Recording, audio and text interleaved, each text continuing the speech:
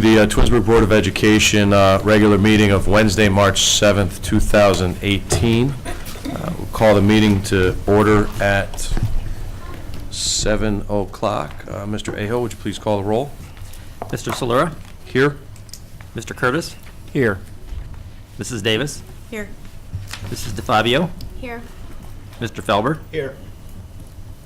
If you could please stand and join us in the Pledge of Allegiance. I pledge allegiance to the flag of the United States of America and to the republic for which it stands, one nation, under God, indivisible, with liberty and justice for all.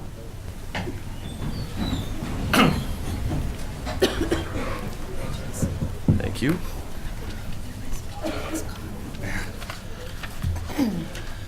Good evening, and thank you again for attending. Over the past few weeks, school security and the safety of our students has dominated the national spotlight and has been a hot topic of discussion in our district as well. As the superintendent stated in one of her Blackboard Connect messages a few weeks ago, and I reiterated in my last report, our ultimate priority in this district is to provide a safe and secure learning environment for all students, staff, and visitors to our campuses. In order to help address some of the community concerns and address some of the rumors on social media, the district, in conjunction with local safety forces, will be holding a community conversation about school safety on Wednesday, March 14th at 7 p.m. in the high school auditorium. I strongly encourage you to attend and to help spread the word about this important and informational event. As my colleagues have mentioned over the past few weeks, House Bill 512 has been making its way through the legislative process in Columbus and is now moving quite quickly, as the House Government Accountability and Oversight Committee conducted a hearing on it today.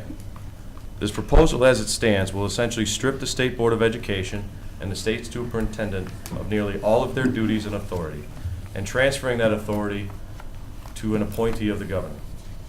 This legislation was drafted without the input of students, parents, educators, administrators, and school boards who would be most affected, and instead appears to further serve the political wants of those in power.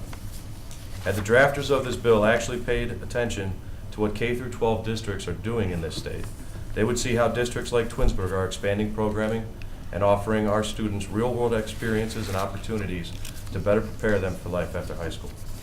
Tonight, this board will vote on a resolution to publicly express our opposition to House Bill 512. It is my hope that the residents of our district will join us in our advocacy and reach out to your elected officials in Columbus as well. I am pleased to have seen many circulating contact info and sample letters online, and look forward to a strong voice coming from the residents of our district to join this board and administration's continuing efforts in stopping this bill. In keeping with the district's strategic planning flowchart and timeline, the board voted in January to place a 6.9 mil renewal levy on the ballot in May. This is the first of 3 renewal levies that the district will be facing over the next few years. The levy was originally approved in 1993 and has been renewed every 5 years since then. It generates approximately $4.8 million annually, more than 10% of our operating budget. This levy will not increase your property taxes, as it is not a new levy, nor is it an increase of the current levy. Passage of this levy will allow the district to maintain the current educational opportunities and programs offered to the students that we serve. As always, this board and administration are grateful to the community that continues to support our efforts in the education of our students. We will continue, as has been the practice, to monitor our expenses and trim where possible, and explore grants and other funding sources to enhance the opportunities for our students. In doing so, we continue to fall below the state average in our per pupil spending by nearly $670, and less than our surrounding communities, ranging from $804 to $3,892 per student based on fiscal year 2017 dollars.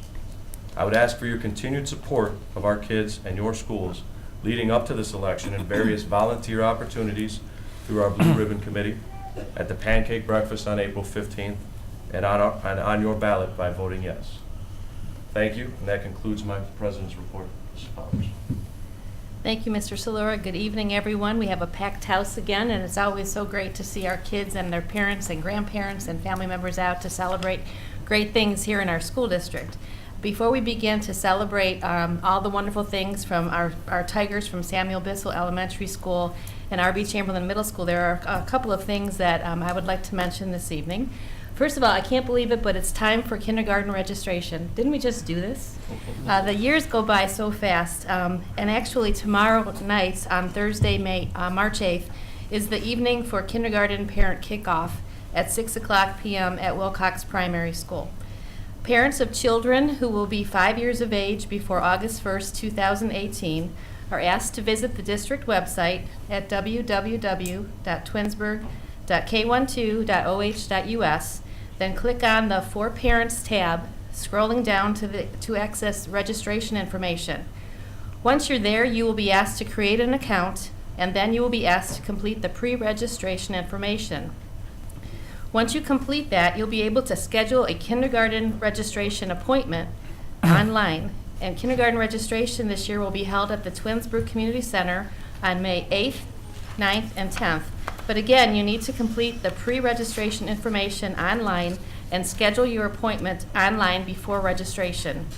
As always, feel free to contact Wilcox Primary School if you have questions about the registration process. We look forward to meeting our class of 2031. Can you believe that? During kindergarten registration, 2031. They're on their way. Congratulations to senior Tiana Elder and junior Caleb East, members of our Twinsburg High School Tiger bowling teams, who are headed to Columbus to compete in the OHSAA State Championship Tournament this coming weekend. We wish Tiana and Caleb best of luck, and I thank them for making us all very Tiger proud. Yes, congratulations.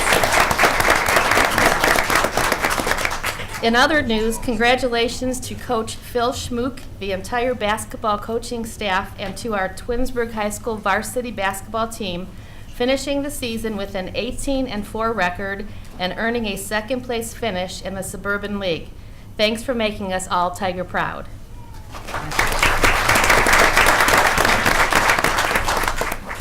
And congratulations to Mr. Ryan Bonnets and our Twinsburg High School concert band, earning straight ones and a superior rating at last Friday's OMEA adjudicated competition, and now our concert band is once again state-bound. Thanks for making us all Tiger proud.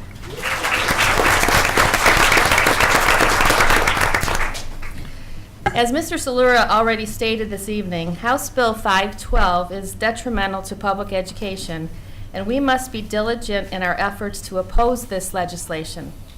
House Bill 512 was developed without first gathering input from Ohio's stakeholders in public education. Indeed, educators have complained about the responsiveness of the Ohio Department of Education and the many unilateral changes that have been mandated over the past decade. Many of these changes have been mandated without funding mechanisms to support them and without proper support for high-quality professional development that is critical for the implementation of new instructional strategies which enhance academic achievement for our students. I do believe, however, that the Ohio Department of Education has been more responsive under the leadership of current State Superintendent Paulo Di Maria, and I'm hopeful that this trend continues.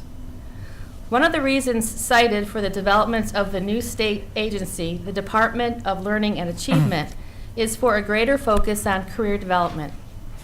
It's interesting that our state superintendent, Di Maria, does not participate in the work of the Governor's Office of Workforce Development. So I wonder, how is the development of workforce initiatives in Ohio's school districts being assessed without the leader of public education in Ohio serving as a participant and providing input? Board of Education, I'm very proud of the Academy at Twinsburg High School, which is our district's workforce development initiative. Under the leadership of our curriculum supervisor, Norm Potter, and in partnership with the Twinsburg Chamber of Commerce and the 55 local businesses who are business partners in the Academy, our district has provided opportunities that support our high school students as they begin to contemplate careers and the world of work. I'm very proud of the Academy at Twinsburg High School, and I believe that our Workforce Development Academy is indeed a model program in the state of Ohio. Yesterday, while attending an Alliance meeting, I shared that Ohio needs to survey its public school districts to determine whether or not They have workforce development initiatives which engage students in career development opportunities. I believe it is short-sighted of legislators to believe that this important work is not going on throughout Ohio without surveying districts to see who is or who is not providing these important opportunities for our students. I like to think that legislators have good motives for development of ideas that become proposed bills. However, I question the motives behind the development of House Bill 512. With the passage of House Bill 512, everyone, including state legislators, the State Board of Education, the State Superintendent, the Ohio Department of Education, local boards of education, school superintendents, and Ohio educators will have less influence in matters related to public education in Ohio. Board of Education, I respectfully request that you approve the resolution found on this evening's agenda, which is going to oppose House Bill 512, and that you join me in advocacy efforts and communicate to our state legislators your opposition to this proposed legislation. Board of Education, before we begin to celebrate some outstanding students, I want to actually celebrate some outstanding other individuals who are amazing to me in the efforts that they recently did out and about in our school district. And I want to ask our president of our Band Booster organization, Mr. Jack Rapkin, to please come forward.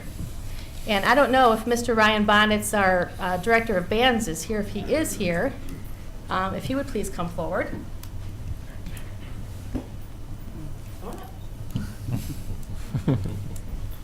Board of Education, as you know, back on Saturday, February 17th, we had a very scary thing happen over at Twinsburg High School. It was in the middle of the girls' basketball game. All of a sudden, in the concession stand, our popcorn machine caught on fire. And thankfully so, we had 3 wonderful Band Booster volunteers, and Mr. Rapkin is the president of our Band Booster organization, but 3 wonderful Band Booster volunteers that jumped up and took care of our problem in a wink. And I want to ask Mrs. Ileana Cardeman and Joseph and Anthony, if they would please come forward, her sons. Joseph and Anthony are sophomores over at the high school, and I was out and about on a Saturday morning, and I got a call from the high school, and I was told about the heroics of Mrs. Cardeman and her 2 boys, who immediately jumped to get the fire extinguisher off the wall and took care of our problem. And I have to say, Board of Education, if it wasn't for these wonderful folks, we would have had a huge problem at Twinsburg High School. So thank you for your quick efforts. And Mr. Rapkin, I don't know if you wanted to say a few words about our volunteers and about our boosters in general and what they do.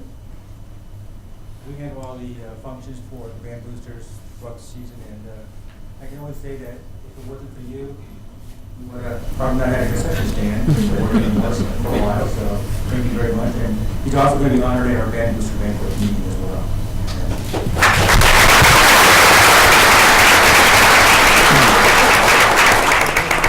Want to help us in the Band Boosters, please see me or Mrs. Cartman. Thank you, Mr. Rapkin. But seriously, after the fire was put out, we had the fire department there, the police department was there, a lot of smoke. We had to have a special company come in and take care of all the water and the fire extinguisher. It wasn't foam, but it was powder that was everywhere. Mrs. Carterman actually went shopping for us, went to Sam's Club, got more stuff, more product, and then she was ready and she worked the boys' basketball game that night and still supported our Band Boosters with that effort. So on behalf of our Board of Education, I wanted to provide you with a bouquet of flowers.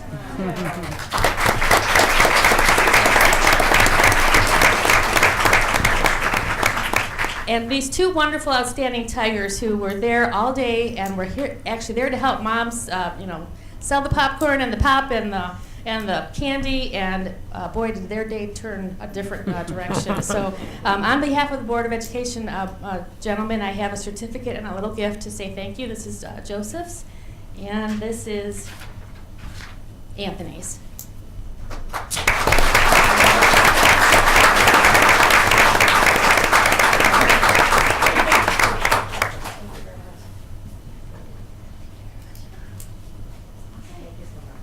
And Mr. Rapkin and Mrs. Carterman and all of our Band Boosters really go a long way in supporting our band. And as I just mentioned, the concert band is on the way to states, and it's because of the efforts of our parents and our wonderful support of our community. Our students do so very well. So thank you very much. Thanks for being here.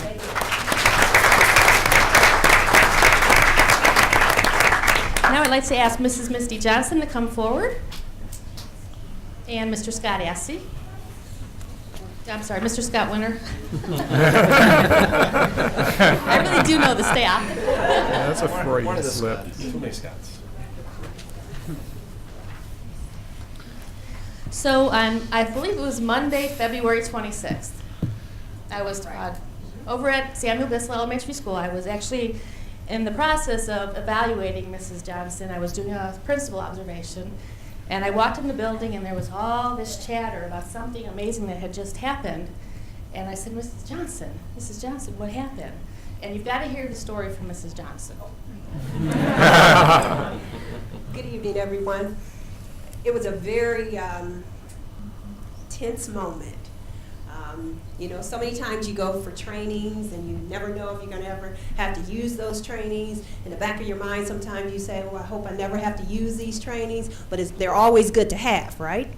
So earlier in the year, the entire district actually had CPR training. And with that CPR training, we learned some other things like Heimlich maneuver and how to do CPR and so on and so forth. So just so happened, on that particular day that you heard Mrs. Powers just say, February 26th, in the lunchroom, the second graders were there eating lunch. And we had a second grader who was eating a grape. Now, how many of you, raise your hand, how many of you just put grapes in a bag and stick it in a lunchbox for your son or daughter? Raise your hand. All right. How many of you ever cut those grapes in half? Okay, a couple people. Well, this particular day, a student was eating a whole grape, and it got caught in her throat. And Mrs. Goodnight, come on up here. I can't tell this story without you. And Mrs. Goodnight, who was one of our lunch and recess assistants, she was there, right there on the spot. And sure enough, in the beginning, our student could speak. And shortly after that, she could not. And right away, Mrs. Goodnight knew what she had to do. And not even thinking, adrenaline is, you know how when you get scared and nervous, you know what happens, right? That adrenaline starts flowing. Mrs. Goodnight is on the excited end, and she was like, she knows she has to do something. She sees the little girl. She cannot speak now. She's like, I got to jump into action. Sure enough, Mrs. Goodnight grabs her up, and at the same time, she's yelling for help. So she's doing all the right things that we were taught, just so you know. So she's yelling for help. She's also springing into action. Sure enough, she grabs our student and she performs the Heimlich maneuver. As she's yelling for help, another assistant runs out, and in the moment, there goes the grape. We see it come out. And so we're just so happy, Mrs. Goodnight. I tell you, because I see the nurse running, I'm running, I'm like, why are we running? And sure enough, we get around the corner, and Mrs. Goodnight is there, and she's done a wonderful thing, and I tell you, it's something. And so we're very proud of you. We cannot thank you enough. I know in the moment, I'm telling you, she was very scared, but she was very dedicated to what she does with our kids. And so I just can't thank you enough. And sure enough, our student she was scared and she was crying. But when she finished, I kept saying, tell me your name again, first and last. I want to hear it all. Say it again and again and again. And we just checked on her throughout the day. And sure enough, Mrs. Goodnight did such a wonderful thing that day. And I tell you, we're so very happy to have you on our staff.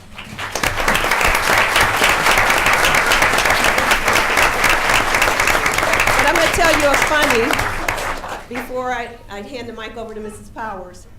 So later in the day, that happened at 11:05, somewhere in between that lunch period. 2:30, the same student comes to the office, because in the office we have snacks. The same student comes down for a snack. I said, what are you getting? Because they get to choose. I'm like, what are you choosing? She picks up the fruit snacks. I'm like, yes! Now chew them up. Chew them up. All the way. And we laughed about it. But I tell you, again, you never know when you're going to use those very things that you untrained for. And I know you were afraid. She was scared. She was shaking. Everybody was. Yeah, afterwards. But I tell you, you did exactly what you needed to do at that time, and we thank you.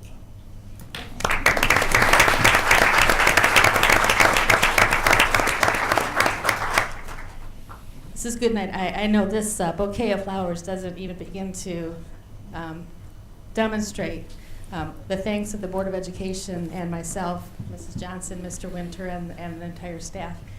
In my comments to the board, I said to them, quite possibly you saved a life that day. If you hadn't have been right there and jumped right into action, goodness knows what would have happened to that little girl. And so on behalf of all of us, our very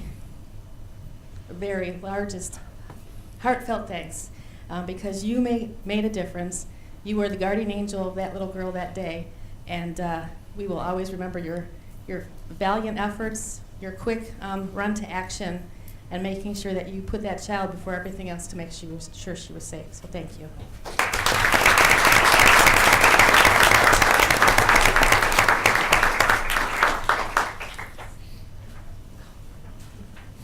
I'm like your proud mom.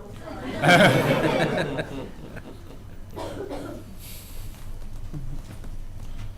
Okay, I'm not sure we're ever going to top that.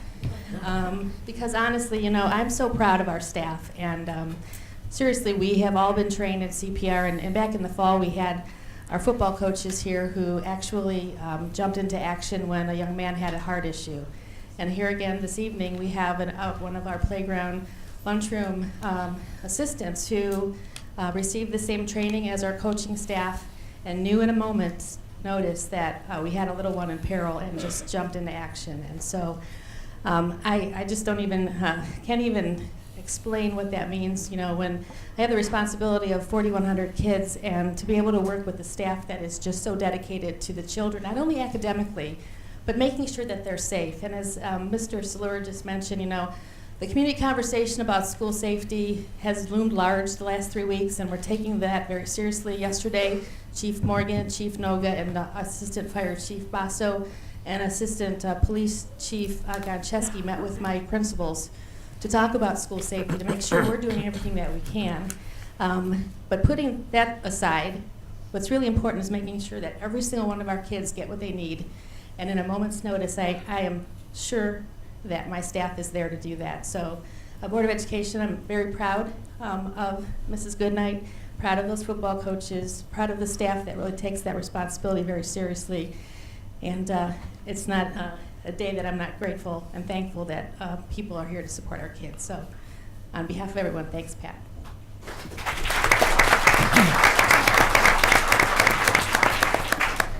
So now it's time to celebrate some wonderful kids from Samuel Bissell Elementary School. So I'm going to ask Mrs. Johnson to come back forward and Mr. Winter, and let's celebrate some outstanding Tigers. Good evening, hello, hello, hello. Yes, yes. Hi, everybody. Good evening. It's great to see everyone out here tonight. I saw many of you across the street at the high school just a moment ago, so I'm glad we all made it over here. Again, I do apologize for that error, but we are so very, very happy to see you here as we celebrate our February Students of the Month, and we have quite a few celebrations this evening, so we are very excited here. So just to kind of give you guys some background, the Students of the Month program at Samuel Bissell Elementary School recognizes outstanding student achievement at the 2nd and 3rd grade levels. The focus of this recognition program is on citizenship, academics, social, civic, volunteer, and other accomplishments that set this student apart from their peers. We would like to proudly acknowledge the positive accomplishments of the following students.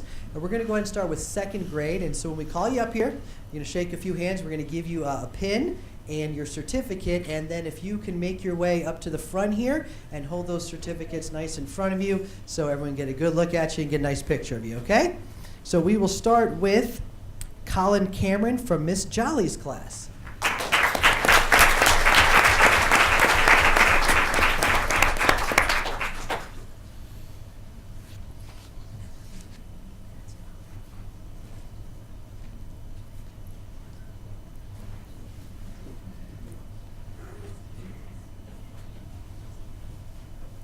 From Miss Conrad's class, Miles Ellis.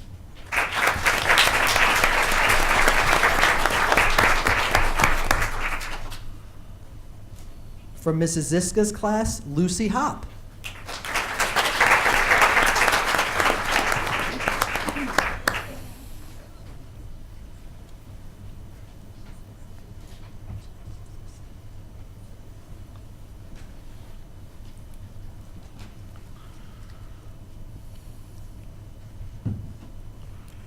From Mrs. Doyle's class, Aidit Jahari.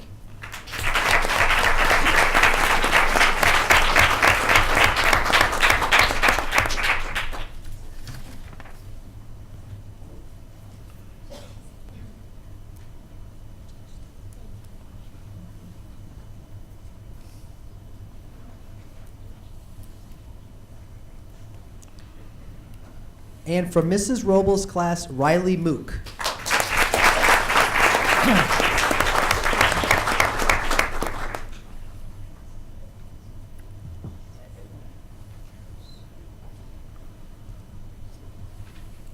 Actually, gang, we can have you guys come up front and center. You are second grade, so come on up here, front and center here. All right, hold up those certificates so everyone can get a good look at them. All right.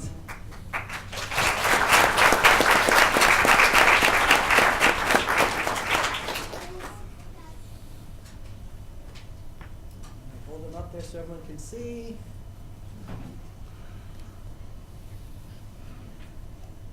All right, have another round of applause for these guys.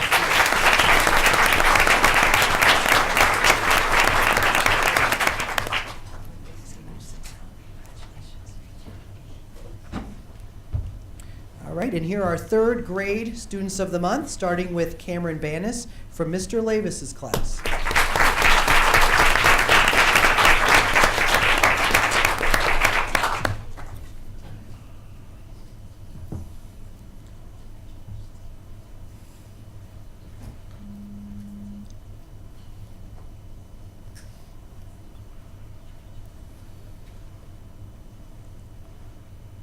From Mrs. Rowetter's class, Ian Boykin.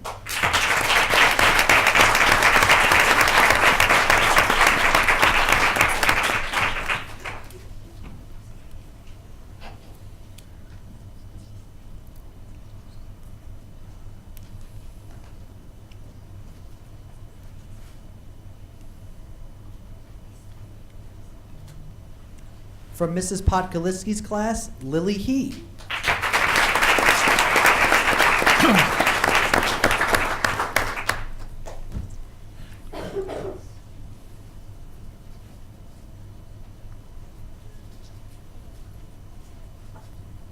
From Mrs. Cardiman's class, Matt Iani.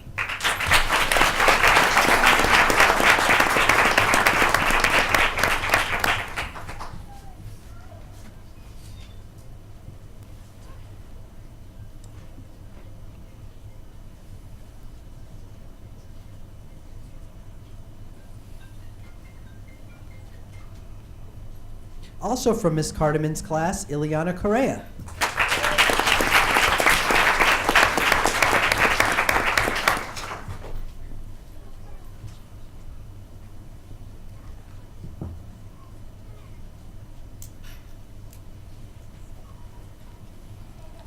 From Mrs. Dorland's class, Johanna Latimer.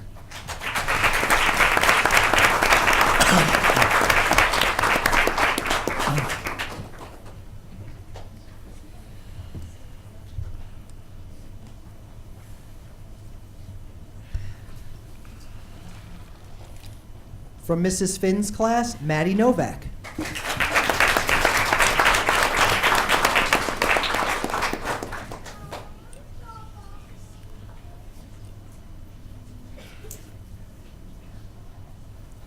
And from Mrs. Rowetter's class, Navjo Ranhawa.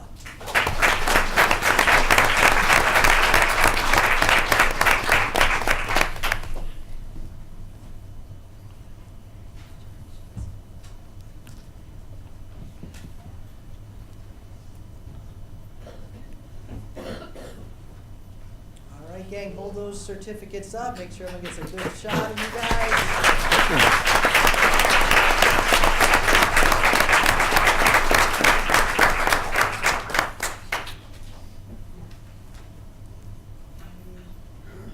How about one more round of applause for these?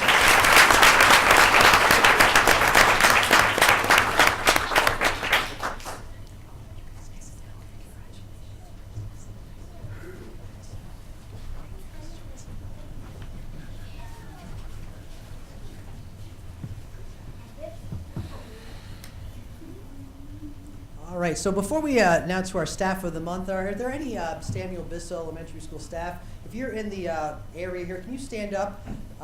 Anyone who's a staff member, stand up, be recognized. Stand up, stand up.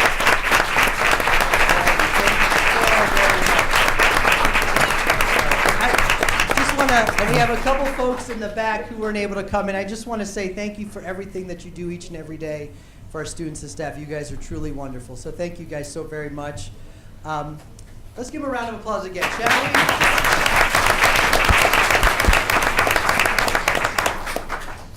But at this time, I would like to announce our staff of the month, starting with Mr. Jeremy Delariso. Mr. Delariso, come on up.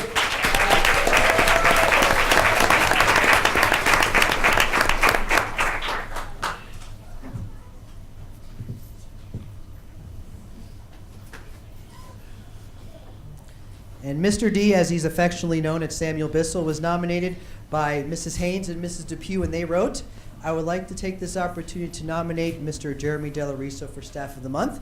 Mr. Delariso is a kind-hearted, gentle soul who adores his students and is a wonderful teacher. His caring demeanor allows his students to learn in a nurturing way. He is organized and gets things done, yet his students are able to have fun with him as well. Mr. Delariso has been part of the Bissell staff for 15 years, and we are so very lucky to have him. Ladies and gentlemen, Mr. Delariso.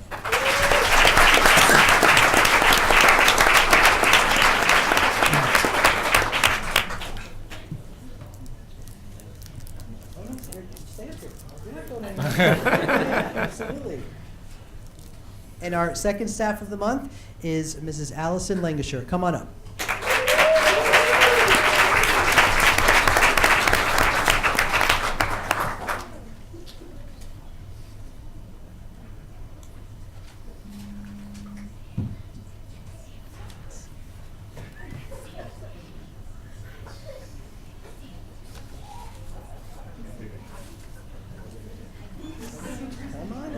Shy.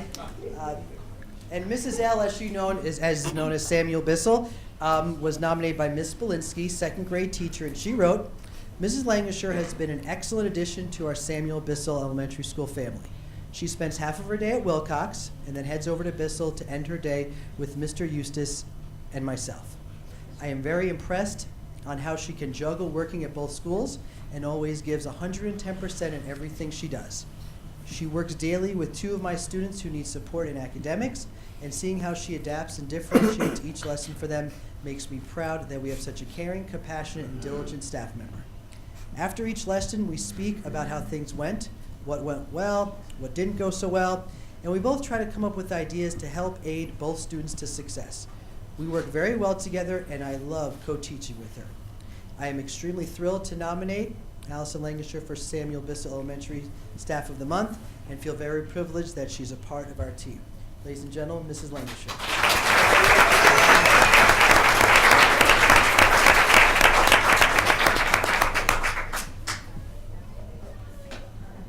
Did your folks come and take a picture of you guys?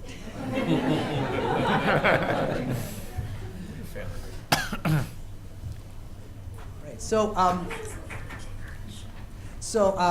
we're going to continue with some highlights in just a moment, but we have so many great things going on at Samuel Bissell Elementary School. We have started something that we are very excited about called Theme Days, and in January and February we designate one day, and we're going to be doing it in March, April, May.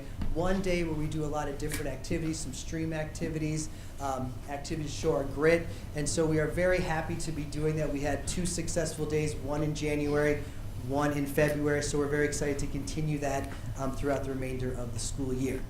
Also, February being Black History Month, we had a lot of different activities we did inside the building, some at the classroom level, some that were all school, to recognize the achievements of African Americans. And one such class did a fantastic project that they would like to share with you tonight. So Mrs. Dorland, if you and your students would come on up.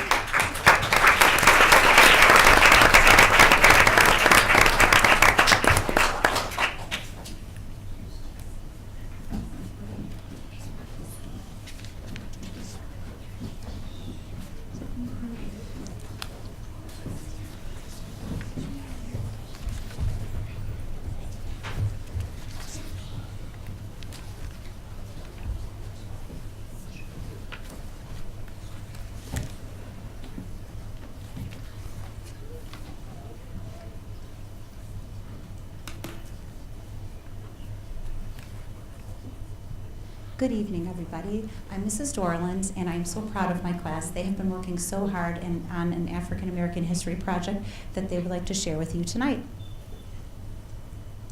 African American History Month is an annual celebration of achievements by African Americans and a time for recognizing their central role in U.S. history.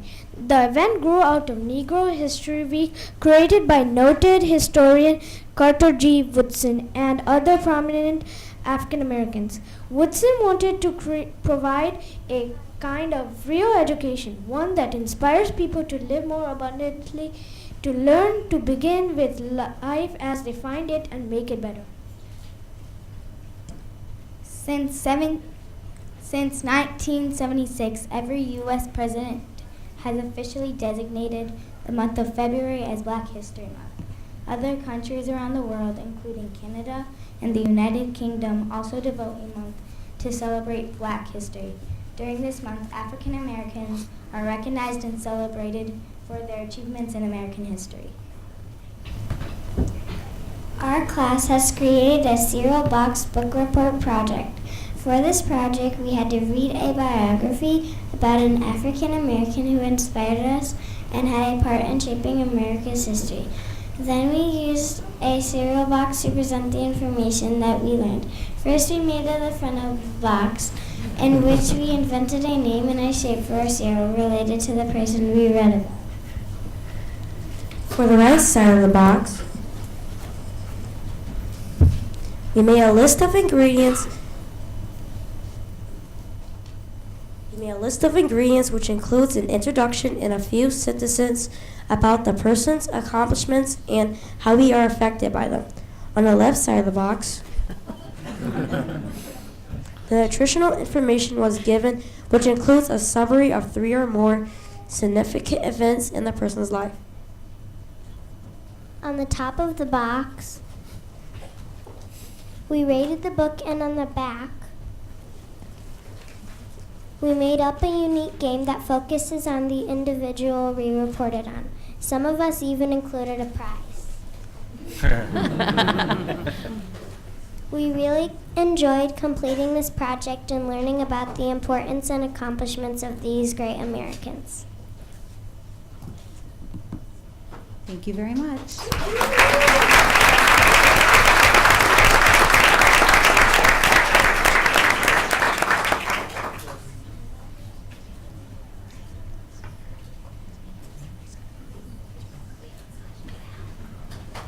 Mrs. Dorland, Mrs. Davis has pins for the children.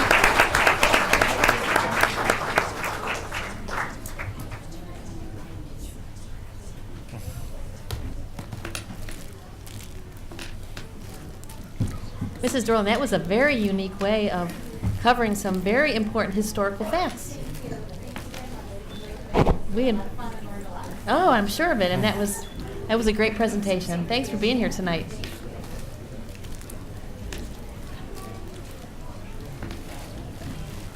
So, as we kind of transition here, at this time, I'm going to ask Mr. Reese, principal at RBC Chamberlain, to come on up here, and he has some recognitions that he would like to give out as well and talk about his school.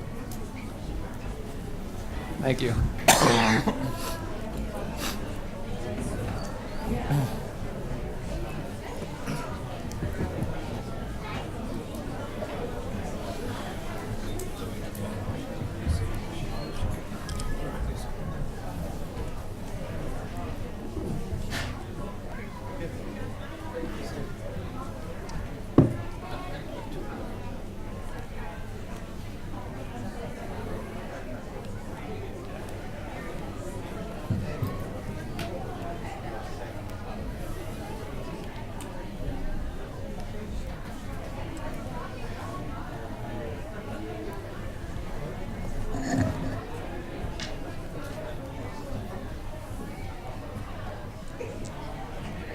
Good evening, Board of Education and community members. It's a pleasure to be here tonight.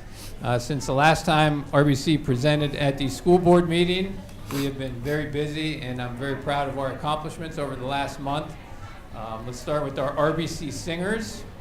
Recently this weekend, they won Best Choreography and Grand Champion at Solon. So we were very proud of our singers, and it looks like great expectations. They're going to have a bright future. Mr. Lanou was unhappy because they didn't win Best Vocals too, so always the perfectionist. RBC student Laura Hoyle, she was one of our top 3 at the RBC Spelling Bee. She went on to Summit County Spelling Bee. She finished in the top 7 there, and now she is moving on to district, so we're very proud of Laura Hoyle this past month. 3 of our RBC students competed at the district level of the Math Counts competition, and the 3 of them advanced now to the state level of our Math Counts competition. Our school received this month the Purple Star Award for our work with military families. I believe it was 60 schools in the state of Ohio received that award, and we were one of them along with some other schools in the district. Our 7th grade girls basketball team won their side of the bracket in the Suburban League, and that was a great accomplishment for them. They really grew as a team throughout the year. In our 7th and 8th grade boys, I know I heard Mrs. Powers talk about our boys basketball season earlier. Our 7th and 8th grade boys in the regular season, they combined for only 1 loss. And so our boys basketball program also with a very bright future. Our 8th graders signed up for high school. So the 2 years go so quick.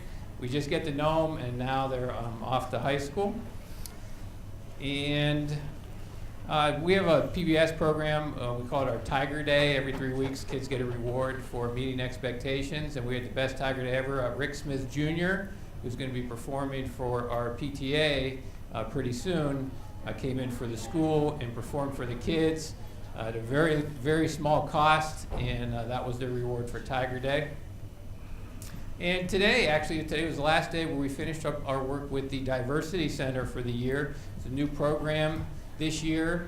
They covered topics with our students in school, including bullying and cyberbullying, student leadership, and making labels. And today, 16 of our students went to their conference with our 2 guidance counselors. And from what pictures I sent and the text I got back, they had a wonderful time, very meaningful experience. Ms. Wallace said, we wish we could do this for the whole school and give them all this experience that we had today. So I'm looking forward to talking with them tomorrow and seeing how that went. So a lot going on this last month to be proud of at RBC. And today we want to recognize some students we're very proud of. Our Students of the Month.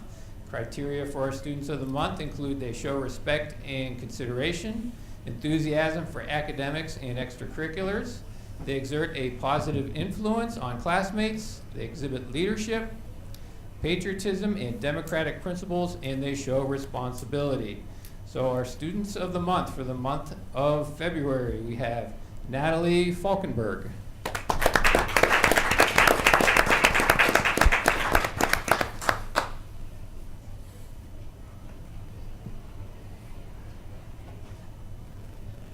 Jacob Bond.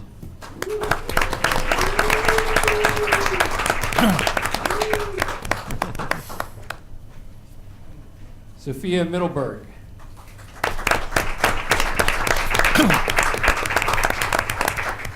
Nathaniel Harsa.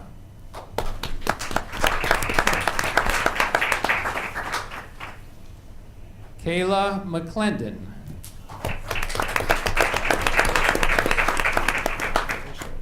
Bryce Lowry.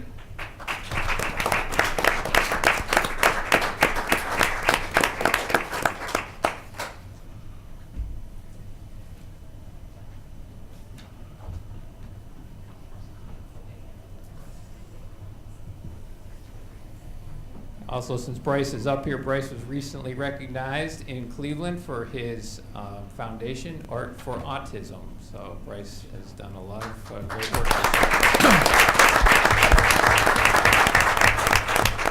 Shiree Burnett.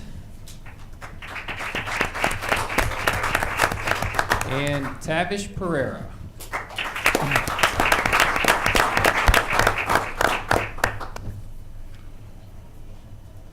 And if our students want to stand up, Bryce, please take like a little step forward, and we'll let your parents take some pictures of you.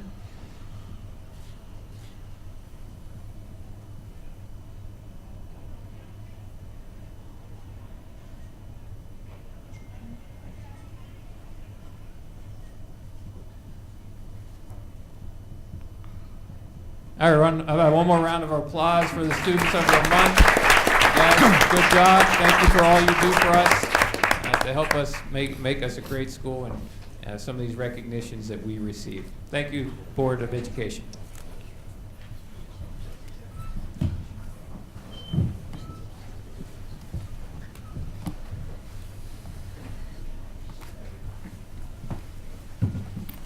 Mr. Slur, that concludes my remarks for this evening. So many things to be proud of. Thank you. Yes, no, thank you, definitely. Always a pleasure to see all the great things our students are doing. This is typically a good time if you want to get home and get your homework done.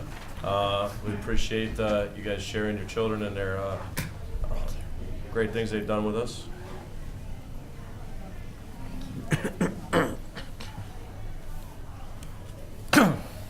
Moving forward on to a remonstrance, I do have a blue card, so I will read, oh, I apologize. Sorry, committee reports. Apologize, thank you, Mr. Felker. I don't think there are any, but. Does any of my colleagues have any committee reports? That's why I skipped over. There you go. Remonstrance, persons wishing to address the Board of Education should submit a blue card to the treasurer prior to the meeting so they may be recognized by the board president and welcome to make comment. No formal action will be taken on subjects that are not included on this agenda until the board has had an opportunity to study them. Comments regarding personnel must be submitted in writing through the office of the superintendent. Although there is normally adequate time for citizens to express themselves at a board meeting, if several people wish to speak, each person will be allotted 5 minutes until the total time of 30 minutes is used. Each person addressing the board is asked to give his or her name and address. And I do have one blue card this evening. Mr. Dennis Deegan, if you could please step forward. Thank you, Mr. President. My name is Dennis Deegan. I live at 8749 Gettysburg Drive. I've never spoken before the board before. I am a substitute teacher, and I get to experience firsthand the beauty of children, the curiosity of children, the blossoming intelligence, and it was heartwarming to see this beautiful recognition of the character, service, and achievement of the young people. This is why we need local control of schools. To value character, to value achievement. And quite honestly, when I learned about this legislation, I'm here to talk about HB 512, and thank you for recognizing how important that legislation is. I felt it was a slap in the face of government, of the people, by the people, and for the people. And believe me, none of these legislators that introduced this legislation would win the Legislator of the Month for their actions. How dare they propose such a massive transfer of power from elected officials? And I have a copy of the summary of the legislation. It transfers to the Department of Learning and Achievement, a new department overseen by the government, to oversee primary, secondary, and post-secondary education. And transfers to the department, this new department, most of the powers and duties of the State Board of Education, Superintendent of Public Instruction, Department of Education, and all the powers and duties of the Chancellor of Higher Education, Department of Higher Education, and Governor's Office of Workforce Transformation. It abolishes the Department of Higher Education and the Ohio Board of Regents and eliminates the position of Chancellor of Higher Education. Really? And you didn't ask the superintendents what they thought of this? You didn't write a paper that gives a rationale for why you want this major transformation of how we're organized in education? Believe me, I was dubious when I saw Common Core seemingly thrust upon the country quietly and quickly. I'm even more dubious with the centralization of power regarding education in one governor's office. This has to be a serious wake-up call. They're pulling the rug out from under you and the superintendent. No respect for local control of education? Really? What's the rationale for this? So here's my call to action.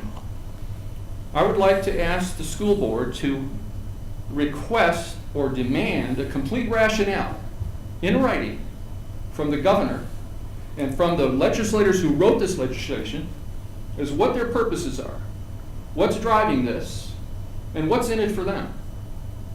Because obviously they didn't ask you what's in it for you. It's a takeaway. It's a takeaway of local control of schools. And, you know, I'm a senior now. I'm semi-retired. But I've seen a lot in my life. I've seen a lot of water go over the dam. And it doesn't seem that long ago that I was in history class. And I know what those colonists died for.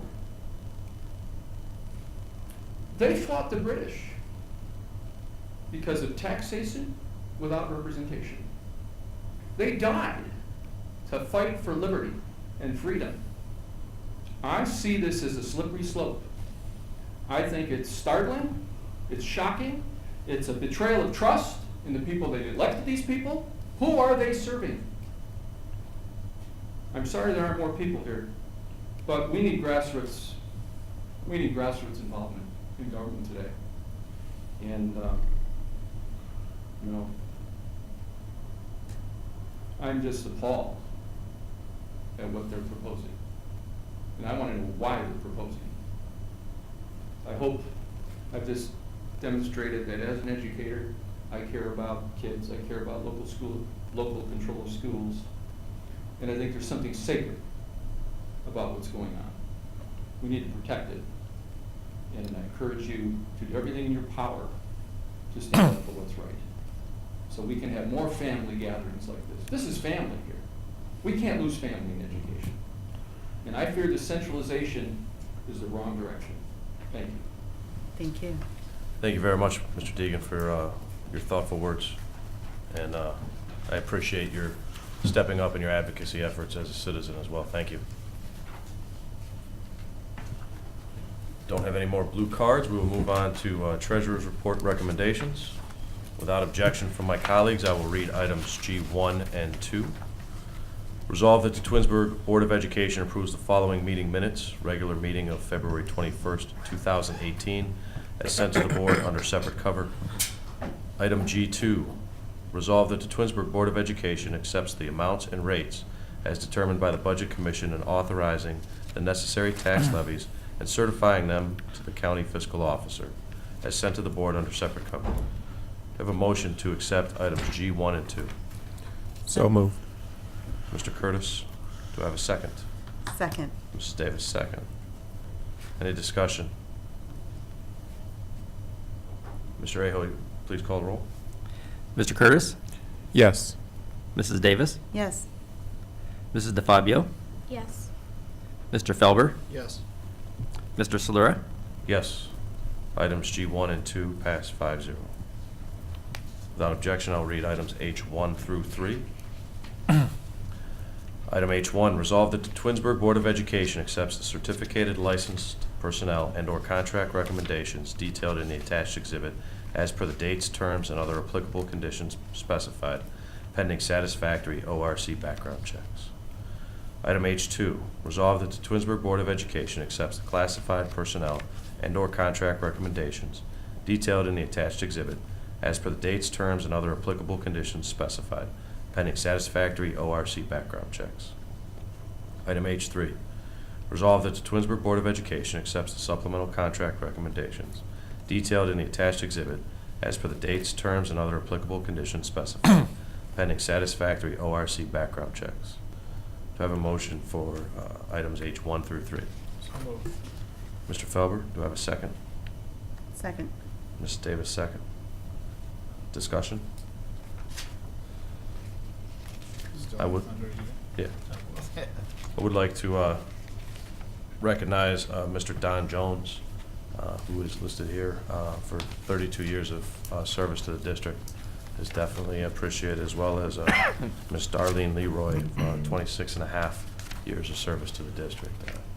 It's long time serving employees like this that make us what we are and allow us to be able to provide the best services and education that we can to our children. So a special thank you to those two individuals for their service, and best of luck as they move on.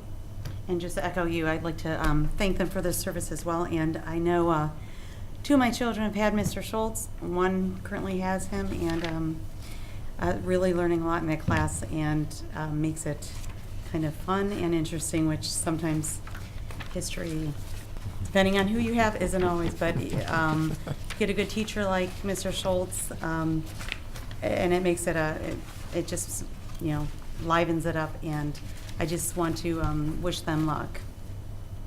And just sorry that my third child won't be having him. Any other discussion? Mr. Aho, please call the roll. Mr. Felber, Yes. Mrs. Davis, Yes. Mr. Curtis, Yes. Mrs. DeFabio, Yes. Mr. Solera, Yes. Items H1 through 3 pass 5-0. Without objection from my colleagues, I will read items I1 through 12. Item I1, resolve that the Twinsburg Board of Education approves the attached listing of media center items to be deleted from inventory per the attached exhibit. I2, resolve that the Twinsburg Board of Education approves a proposal for an overnight extended student trip for Dodge Intermediate School 6th grade students to travel to Camp Fitch YMCA in North Springfield, Pennsylvania on May 10th, 2018, and return on May 11th, 2018.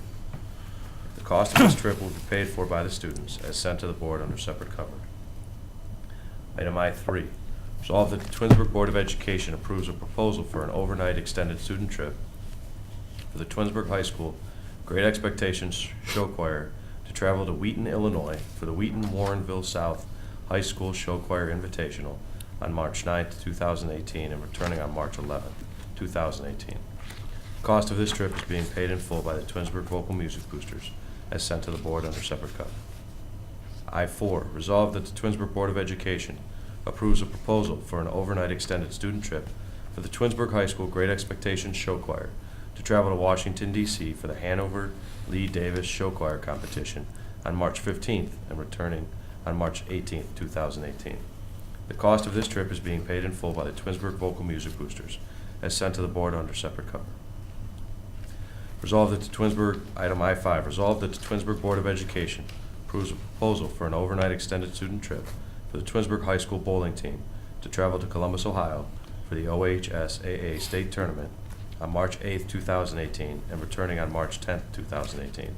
The cost of this trip is being paid by the Twinsburg Athletic Department with financial assistance from the Twinsburg Athletic Boosters as sent to the board under separate cover. Item I6, resolved that the Twinsburg Board of Education approves a lease agreement with the City of Twinsburg Parks and Recreation Department to utilize yellow school buses for spring/summer 2018. The City of Twinsburg will compensate the Twinsburg Board of Education for use of the buses, including mileage, gas, and bus drivers, for the terms and conditions set forth in the agreement as sent to the board under separate cover. Item I7, resolved that the Twinsburg Board of Education approves the lease agreement with the Village of Reminderville to utilize yellow school buses for the summer 2018 and select non-school days during 2018-2019 school year. The Village of Reminderville will compensate the Twinsburg Board of Education for use of the buses, including mileage, gas, and bus drivers, per the terms and conditions set forth in the agreement as sent to the board under separate cover. Item I8, resolved that the Twinsburg Board of Education approves the cyber liability insurance rates for the period from March 8th, 2018 to July 1st, 2019 through the Ohio Schools Council in the amount of $1,935.30 for cyber liability coverage as sent to the board under separate cover. This is a general fund expense.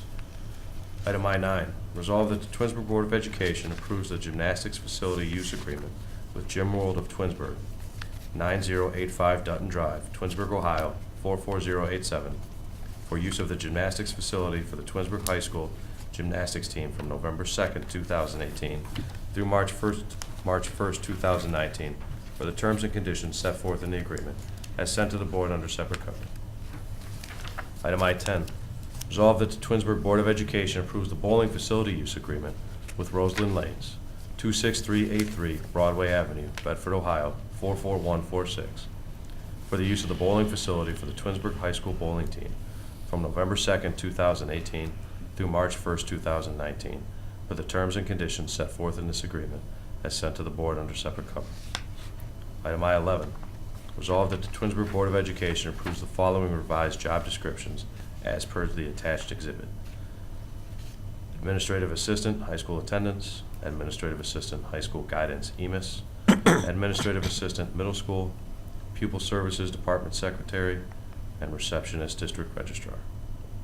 Item I-12, resolved that the Twinsburg Board of Education approves the rental agreement with the University of Akron to use the Edwin J. Thomas Performing Arts Hall on Tuesday, May 22nd, 2018, for the purposes of the Twinsburg High School commencement for the class of 2018, as sent to the board under separate cover. Do I have a motion for items I-1 through 12? So moved. Mr. Mr. Curtis? Got a second. Mr. Felber, second. Any discussion here? I just want to wish our students traveling show choir and the bowling team good luck in their competitions. It's been a great season so far for both show choir as well as Ms. Tiana in bowling. So wish them best of luck this weekend. Particularly happy to see I-12 get my kids across the stage on May 22nd. Yes, May 22nd. Days are counting down. Louise isn't here, but I'd say get them across the stage.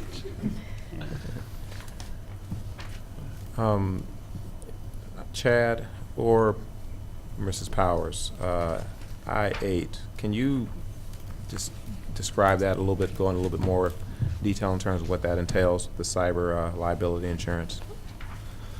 Sure. So our current liability insurance does not cover cyber liability insurance. So it's definitely become a hot topic here recently, especially with data breaches and things like that. So this just extends our liability insurance to cover that very important coverage.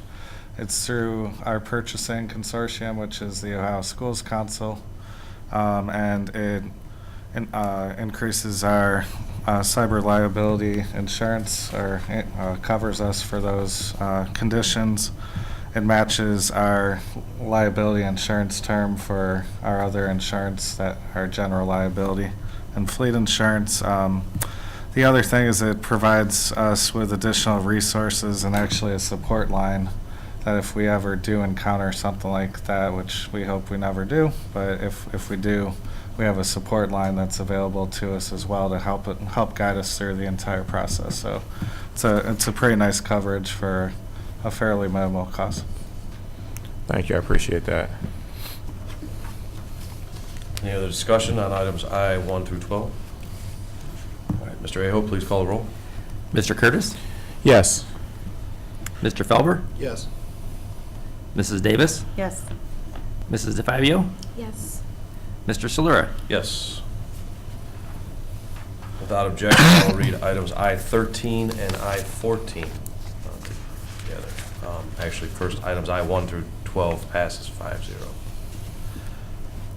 Item I-13, resolved that the Twinsburg Board of Education accepts the rebate from the United States Environmental Protection Agency, Washington, D.C. 20460, in the amount of $20,000 for the district's participation in the National Clean Diesel Rebate Program 2017 School Bus Replacement and Retrofit Funding Opportunity, pursuant to the terms and conditions as sent to the board under separate cover. Rebate funds will be deposited in the Permanent Improvement Fund. Funds received from this rebate will be used to purchase one replacement school bus. Item I-14, resolved that the Twinsburg Board of Education approves the purchase of 3 stock unit 72 passenger buses at a total cost of $237,945 pursuant to the terms and conditions set forth in the proposal sent to the board under separate cover. These buses will be purchased through the Ohio Schools Council bid secured for the 2017-2018 school year from Cardinal Bus Sales and Service Incorporated, 6280 Harding Highway, State Route 309, Lima, Ohio 45801. This is a permanent improvement expenditure. Do I have a motion to accept items I-13 and 14? So moved. Mr. Felber, do I have a second? Second. Ms. Davis. Discussion, Mr. Welker, could you elaborate on item I-13, please? Sure. So item I-13 is a rebate program that's offered through the United States Environmental Protection Agency. Its goal is to either replace or retrofit older buses that have higher emission levels. And so we only have one bus in our current fleet that qualified for that program. However, we applied for the rebate for the one and received the $20,000 grant. So we're pretty excited about that accomplishment. While you're at it, I know for some of us that have been here for a while, we're used to the bus rotation and purchase. Maybe just expand on that, because it's sure. It's So becoming this fairly routine to keep our fleet updated. Yeah, and that speaks this speaks volumes to the fact that we only had one bus that qualifies, because we are on a 10-year replacement cycle. That's helped us. Our average age of our fleet is around 5 to 6 years.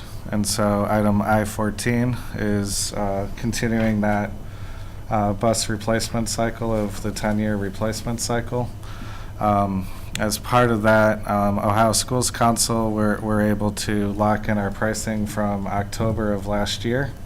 So the pricing didn't really significantly increase compared to prior years, and because we're able to purchase it earlier in the summer, the 3 buses will also receive a $4,500 service credit.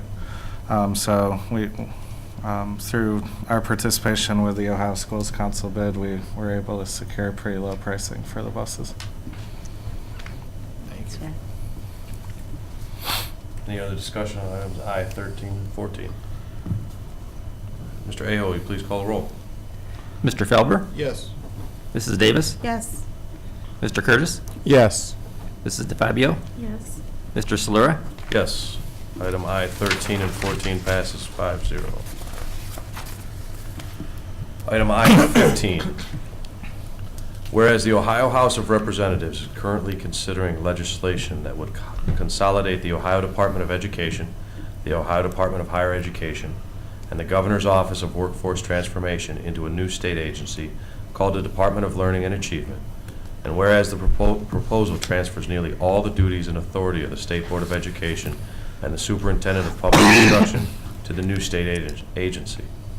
And whereas this proposal was drafted without the input of students, parents, educators, administrators, schools, school districts, superintendents, and board members, all of whom would be negatively affected by the bill.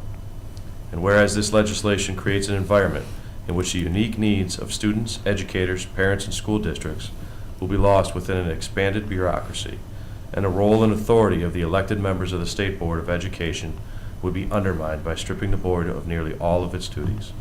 And whereas supporters of the bill cite a lack of communication among state education agencies as the key source of Ohio's education problems, but effective collaboration and cooperation is already occurring, and each school district strives to effectively prepare its students for college or a career. And whereas important decisions on topics like school funding, graduation requirements, report cards, and state assessments would be made by politically appointed, unelected staff with little to no accountability and under a process with almost no public input. And whereas public education is at its best when the interests of the people are served through publicly elected boards, and the State Board of Education is no exception. Now therefore be it, and it is hereby resolved, that the Twinsburg Board of Education does express its opposition to this legislation, House Bill 512, and be it further resolved that the treasurer be directed to spread this resolution upon the minutes of the Board of Education, and that copies of the resolution be forwarded to members of the Ohio House of Representatives and the Ohio Senate. Do I have a motion for item I-15? So moved. Mr. Curtis, do I have a second? Second. Mr. Felber, second. Any discussion on item I-15? You know, I know a lot of our colleagues, Mr. Curtis has a lot more detail. I just wanted to, first of all, thank Mr. Deegan for coming up and speaking during remonstrance. He was one of the first to reach out to this board right when this legislation was happening. They're trying to fast track it, pulling the wool over our eyes, and we really need to reach out not only to those that are here, but those that are watching at home. let your representative know that this can't stand. You know, it's haphazard, it's thrown together, there is no thought, nobody was consulted, and that's not the way our legislators should be working on, supposedly on our behalf. Yeah, recall, you know, our last board meeting is when I officially reported out on, you know, this bill, and at that time I had expressed my opposition to this bill.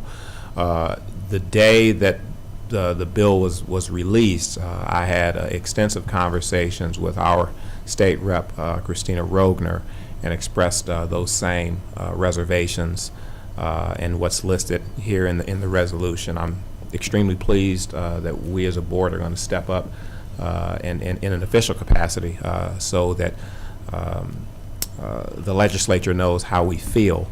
In addition to that, just yesterday there were hearings where opposition testimony was allowed to be heard. Considering I was not able to be there physically, I did submit written testimony on behalf of this board and as the board's legislative liaison, and that was admitted for the public record. So not only do we have this resolution, we have written testimony that has been submitted to the committee for consideration as well. So we hope that our voices will be heard. I'm going to echo Mr. Felber as well as the gentleman who spoke earlier. This is a call to action, and I'm very hopeful that if there are constituents and parents that are looking at this broadcast, that you pick up the phone, contact Christina Rogner's office, or email her your concerns, as well as members of the House Government Accountability and Oversight Committee. They need to know how we feel. And as Mr. Felber also indicated, this bill is being fast-tracked through this committee, and it will only be a matter of days before they finish out the hearings and this hits the floor. So we need to know, we need to make sure that our opposition is heard loud and clear.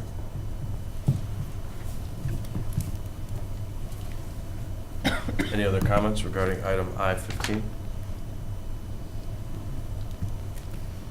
All right, hearing none, Mr. Aho, please call the roll. Mr. Curtis? Yes. Mr. Felber? Yes. Mrs. Davis? Yes. Mrs. DeFabio? Yes. Mr. Solera? Yes. Item I-15 passes 5-0.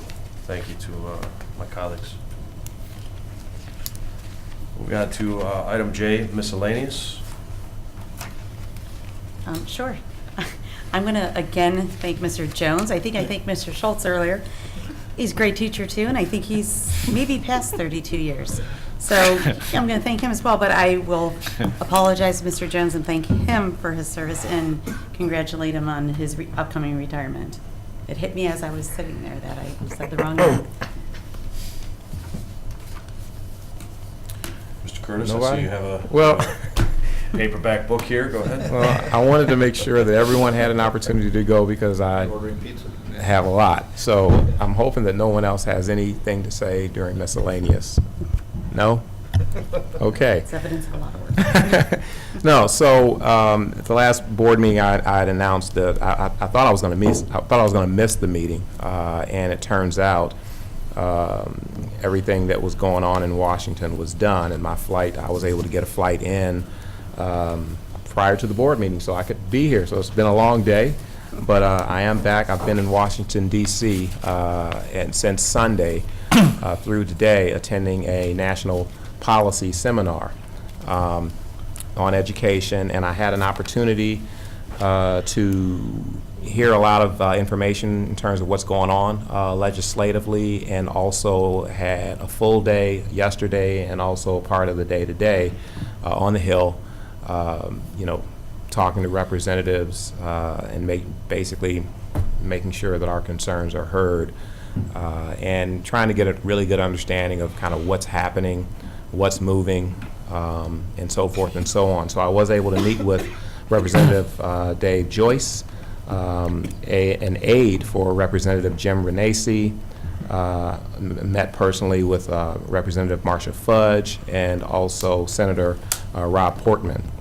So just to kind of give you some broad perspective, there's not a lot, going on with respect to, there are some things being proposed in the budget, but as you know, there have been a number of continuing resolutions, so that what's actually in the budget has not been enacted yet because Congress can't get together to finalize anything. So there's been a total of 5 continuing resolutions, and the most recent one, which will end the 23rd of this month. So unless they come to some consensus prior to then, it's likely that they will vote to continue funding the government and maybe tweak some things and do some things. But with respect to some of the issues that I brought up as I had my conversations, because there are some things in the proposed budget that I have expressed a grave concern around, and I wanted to make sure that was heard. So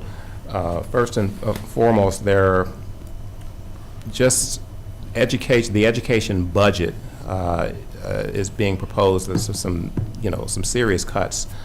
Some of the cuts that are being proposed would eliminate Title II programs for teacher training and professional development. I've expressed concern around that, as well as just overall cuts in the education budget and basically shifting that money so that more money is going toward school choice, private schools, and charter schools. As you know, that's been a big push, and right now it's in the budget, and I've expressed my concern to all of the representatives and senator with respect to how that impacts Twinsburg. I also expressed concern with respect to some things that are going on with the U.S. Department of Education, specifically some guidance documents that have been rescinded by the department around and in support of IDEA. And IDEA is federal legislation that protects students with disabilities. And rescinding these guidance documents, which, as you know, Mrs. Powers, teachers, intervention specialists, and professionals in special education, they rely on these guidance documents to make sure that they're adhering to the law and making sure that they're providing services, adequate services to all of our most vulnerable students, students with disabilities. So I made sure that I expressed those issues and/or concerns.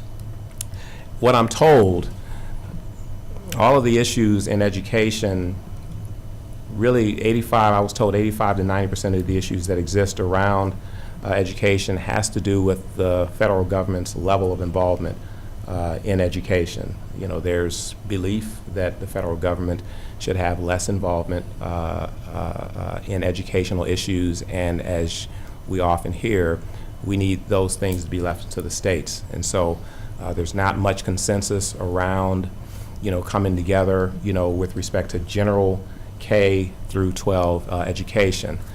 That being said, there is a ton of involvement and conversation and bipartisan support around career and technical education. There doesn't seem to be a lot of division around there, and so as I've had conversations on the other side of the aisle, they're actually hopeful that there might be some movement in this area because there is bipartisan support for career and technical education and Perkins funding. So, on one side, we do have a lot of students who participate in the Cuyahoga Valley Career Center, and so it would be advantageous for them. But that represents really a small segment of our overall population, and so I've made that clear that while we appreciate the support in career and technical education and training, and a lot of dialogue around apprenticeships and allocating additional dollars for that, we would appreciate that you not make cuts to the education budget. I've requested that if you're not going to, rather than cut, level fund it. We're not asking for additional dollars, although we need additional dollars.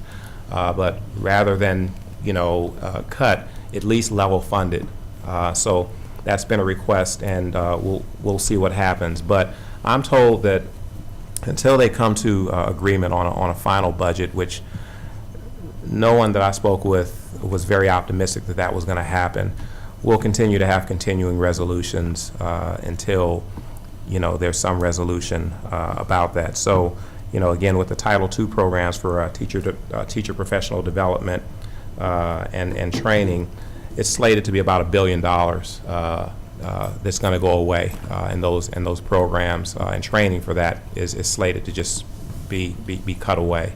So, as you know, professional development, for our teachers is crucial, and to eliminate those dollars, I think, would be extremely detrimental to what we're doing here in Twinsburg. So, that's kind of the macro level. At the federal level, it's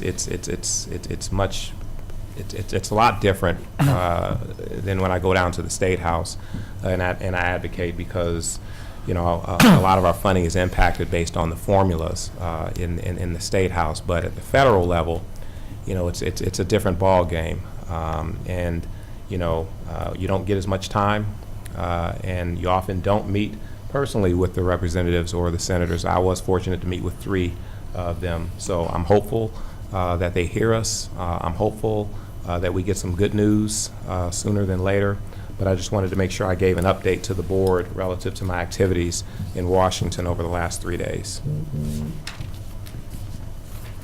Thank you, Mr. Curtis. And as always, thank you for making your voice heard and speaking up for our students in our district.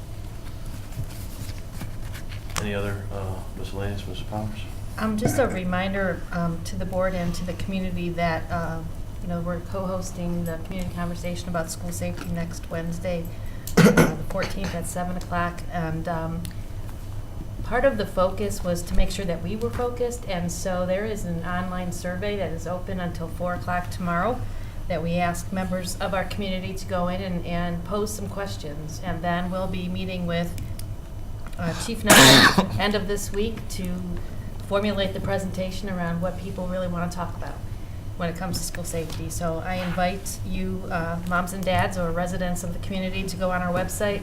On the front page is the letter from me. It was a Blackboard Connect call last week, and embedded in that is the link to the survey. And again, it closes tomorrow at 4, so if you're interested, you'll have to sort of get to that task here shortly. The other thing, Board of Education, that there has been a lot of talk around March 14th during the day. It's the National School Walkout, hashtag Empower, Engage, and I just wanted to let you know that beginning at the end of February, I engaged our administrators, Mrs. Tringo and Mr. Reese, in a conversation about what will Twinsburg High School and R.B. Chamberlain Middle School's participation be on those days. And the thing to remember here is this is a student-led effort. And we're here to support the students, but the planning behind it and the actual event itself is one in which the purpose is to get the students involved in advocacy. And so I'm very proud of the efforts of our students thus far. We have been rather quiet about what will happen because we're letting the kids determine what's important to them. And in meeting earlier today with a high school student and the administrators and his parent, my take on this, or what I'm requesting of the high school population and the middle school students participating, is 4 things. The first is, number 1, anybody participating in this needs to be safe. Your parent is sending you to school that morning, they expect you to come home, and that's a great experience, but that you're safe. Second of all, that there's a purpose. There's a purpose to participating in the walkout. We're just not walking out because it's something to do with your friends. What is the purpose behind the walkout? Thirdly, what is the plan? And there's a lot of details that are built into determining a plan that engages a lot of our students at either school. And so our students have been working on the plan with our administrators. And then finally, and what I've challenged the students is, what is your next? So to participate in the walkout is great if you're doing it for the right purpose, but what is your next? What do you decide to do afterwards? When you go back inside the building, when you go home that night and moving forward in time, what will your advocacy efforts be? What are you going to do to make a difference in the national conversation? So the middle school student that is sort of leading the charge, and I spoke this morning with Mr. Reese. At the middle school, the students will be gathering in the gymnasium for their event for the morning, and afterward there will be information provided to the middle school students, age appropriate, about some advocacy efforts, how they can write to the legislators, and about what kind of topics are important to 7th and 8th grade students, because they might be different than the high school. And so I'm very proud of our student at the middle school who has taken charge of this, and Mr. Reese, who is working collaboratively with him. And the same at the high school. We have a group of students now who have taken this on as their charge, and Mrs. Tringo is working closely with them to make sure that the morning is done well. What I do want to reiterate, Board of Education, is this is not a school event. This is an event student-led for a purpose. Our staff will be out to support the students as far as safety, but it is their event. The thing I remind our students is it is not a day to go outside and then leave, because we heard a little bit of that. You go outside for your student-led event, and the expectation is that you're coming back in and you have the rest of the day as planned by your teachers. And again, the importance of this is not only to participate in the event that day, but what will be your next? How will you make a change moving forward? So we look forward to seeing what happens on the 14th. I appreciate the support of our community. This is a big conversation, not only in our community, but across the country. And I think we have student leaders that are ready to take the charge on this and make this a very meaningful day. So we look forward to the 14th. Thank you, Mrs. Powers, and thank you to the administration, the principals who've been working with this kind of quietly behind the scenes. It's good to see it come into fruition, so thank you. And I apologize. I had actually one more thing to discuss, legislatively. I can't let this not be said, but as I was waiting in Representative Joyce's office, I got a phone call from Christina Rogner, and she informed me that the bill that I've been working with her on for the last year and a half now, House Bill 87, was slated to be voted on today. That was yesterday. I heard from her as I was, getting in from Washington, that she left a message on my voicemail stating that the bill hit the floor and was voted unanimously out of the House with only 2 dissenting votes. So the bill is moving out of the House and it's going to move over to the Senate. And I'm told that it should move much more quickly through the Senate, than the time that it took to move through the House. So I'm ecstatic. We've been keeping at it with this legislation, and we're hopeful that it becomes law, by the time they do summer recess. So I wanted to make sure that I said that publicly. Congratulations. Thank you. Thank you very much, Mr. Curtis. Any other items from miscellaneous? All right. That being said, I will make a motion to move into executive session. That the Board of Education enters executive session at 8:30 to discuss employment and compensation of public employees as per Board of Education Policy 0166A. I will make that motion. Do I have a second? Second. Mrs. Davis, second. I do not see a reason for any action to commence after we reconvene. Any other discussion about executive session? Mr. Aho, please call the roll. Mr. Solera? Yes. Mrs. Davis? Yes. Mr. Curtis? Yes. Mrs. DeFabio? Yes. Mr. Felber? Yes. Board is now in executive session. Thank you.